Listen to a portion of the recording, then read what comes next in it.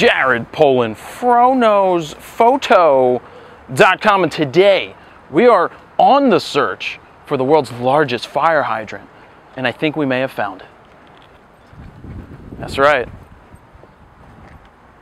There it is. World's largest fire hydrant is right here, and it's huge, and it's cool, and it's really red. And there's a tumbleweed blowing. There was a tumbleweed blowing, but anyway, so what we're here to do is to capture this world's largest fire hydrant in photos. And I'm touching it, and I probably need some Purell because my hands are maybe dirty or something like that from dogs peeing on it, because you can see the crustaceans down here. But my job is to make this seem large. How are we going to make this seem large and thick and in charge? Well, that's what I'm going to do here. I have the D4 because that's what we're playing with. I broke out a 300-2.8 and we're going to shoot this thing and we're going to make it look cool. So let's do it and let's see how we can make it look big.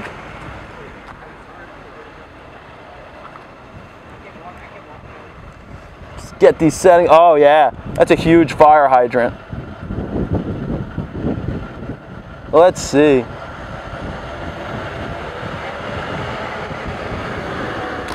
Oh, I just took 14 pictures of it. That's totally not a good thing to do, 14 pictures of it. But it's hard to tell that this is really big. I want to break out that 300-2.8. I want to break out the big piece of glass and then the macro and maybe do something with that too. So let's break out the 300 and go from a distance.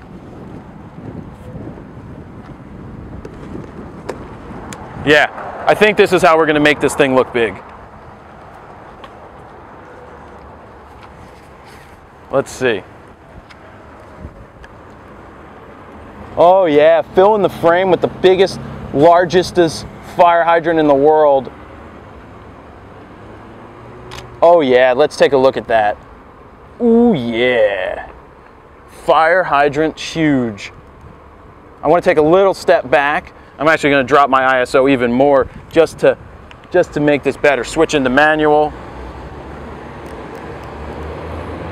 I want to go to 2.8. I want to compress the background as much as possible. So I'm at like 6400th of a second. Let's make this thing look big and gigantic.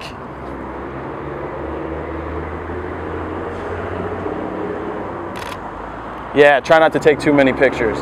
But that looks really good. Let's see that again. Oh yeah. So yeah, you can see the detail and how big this thing is. Let's see what other creative things we can do with it.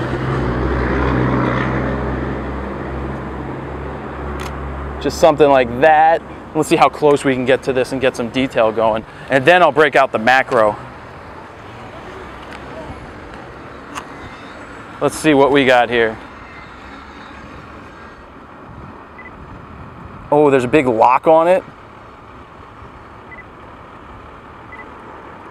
I like this shot. I like this angle. Ooh, it's like an R2-D2 head.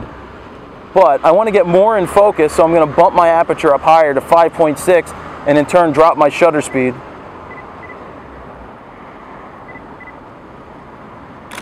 Yeah, and make that background blow out tremendously. That looks really cool. Let's focus in on the knobs up top. The knobs. I want to get closer to the knobs. Nope.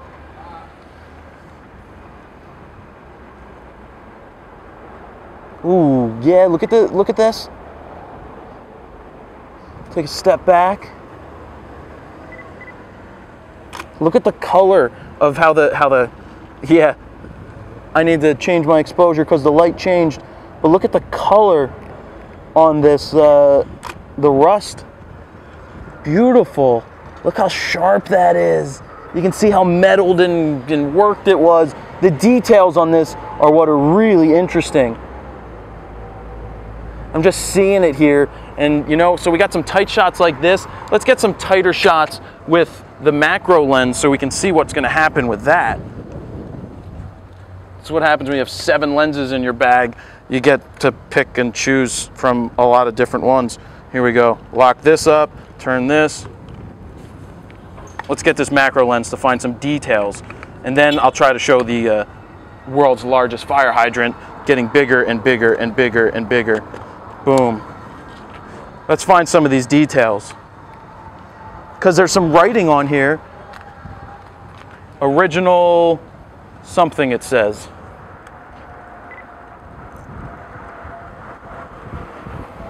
Yeah. Ooh, this thing, look at the detail on this. Check my exposure. Boom. Nice details. Gonna go up with my aperture because I want to show more, because I'm not that stable out here with the wind blowing. Wow, it keeps knocking me out of focus. So a quick tip that you can do if you're getting knocked out of focus is take a couple shots in a row, because a couple shots in a row is really going to, there's one of them's going to be in focus. That's a time where spraying and praying or motor driving really can help, is that when you need to just pop a few off to get your hand settled, one of them's going to be in focus. And let's check. And yep, there's some focus areas in that. So that's good. Wow, that's some major detail. Wow, look at this lock. I'm actually going to move the, wow. I'm moving the lock a little bit so it's into the sun area. This is really cool. I know we're not showing the world's largest fire hydrant very much, but showing these details of this stuff is really awesome. All right. Let's just check that. Yep, we need to work my exposure up, bump it more. Yeah, that looks good. Nice. Nice old lock. And what's it say on it? It says Reese. I'm sure that's an old company that used to be here. So this cap right here is pretty interesting as well. But I didn't make it look interesting. I think the chain is one of the most interesting things here. Just finding these details. Watch this. The intersecting lines are really cool. Really cool intersecting lines. Yeah. Very nice intersecting lines.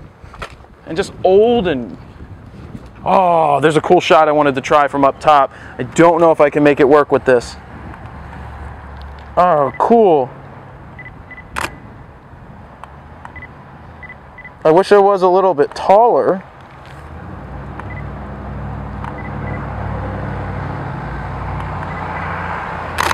I snapped off a few. This is an interesting angle. I may try it with a different lens, and I'm going to hold it weird just to try to stabilize it.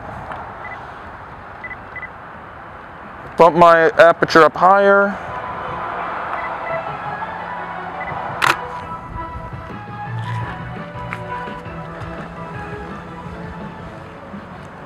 Okay, well, sorry for the dance party, but the music was playing.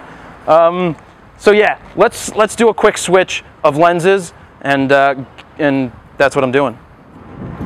So now I'm going to change lenses, and this is a little bit of a quick tip, and I know I've said it before, but when you're outside and the wind is blowing, you want to put your back to the wind, because right now you can watch the fro direction. The fro is flying forward, which means the wind is to my back. So I'm going to put my back to the wind, take the one lens off, pop the lens cap off of the lens that I want, put it on the other camera, put it back on the other lens, pop this on, all while facing down with the camera off. And you see, I don't worry too much about noise. I don't worry too much about the wind and changing lenses outside, because you just have to change lenses. So there you have that. That's a little quick tip for changing lenses outside. So I just switched lenses to the 14 to 24, which is ultra wide angle. And being that this is the world's largest fire hydrant, I'm going to show you that it is just by, see this? See how big that is? It's huge. It's thick, it's long, and it's a nice fire hydrant. But having the 14 to 24 on in this environment is not the best lens. And I'm going to show you why. Let's just take a quick picture and show you basically what you're going to see from this. Check the exposure, boom. The thing is, what you see in this is everything.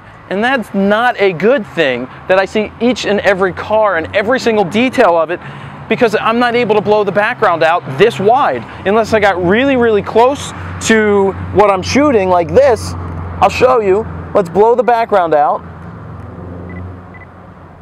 Still getting a good composition.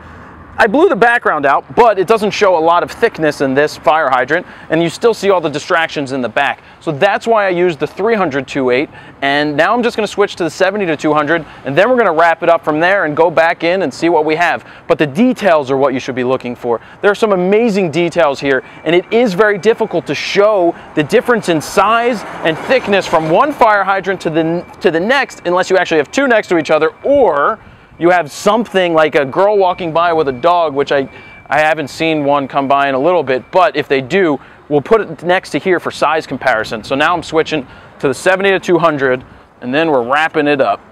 Like I said, don't forget about the quick tip for changing lenses outside, and I'll practice what I preach because the wind is blowing pretty good here.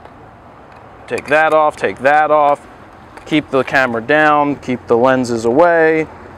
Done. So all right, let's wrap up this shoot with a little bit with the 70 to 200 and see how we can show some major thickness here. I am going to put the fro pick down here where the dogs pee. That's right where the dogs pee, so you can get some idea for the size of this fire hydrant. And I'm moving to the side because there's a Honda in the background.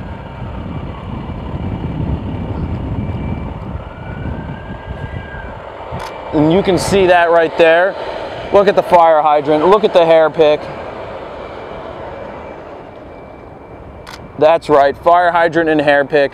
You can see how big that is, and that is really big.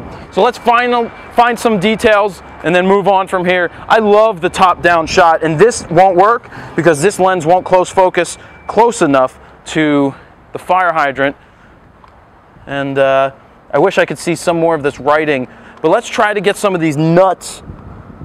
No, the macro lens is what you should be using for that, but we did some of that, and I think that's it. I think we're gonna wrap it here and be done with this world's largest fire hydrant. So there you have it. We're gonna wrap it. World's largest fire hydrant right here, Philadelphia, Jared Polin, FroKnowsPhoto.com. See ya. So you just watched the world's largest fire hydrant photo shoot, and if you're still here on YouTube, definitely click over here on the subscribe button, as well as clicking email me for each new upload. That way you can be notified when new videos come out so that you can see them as soon as they're there.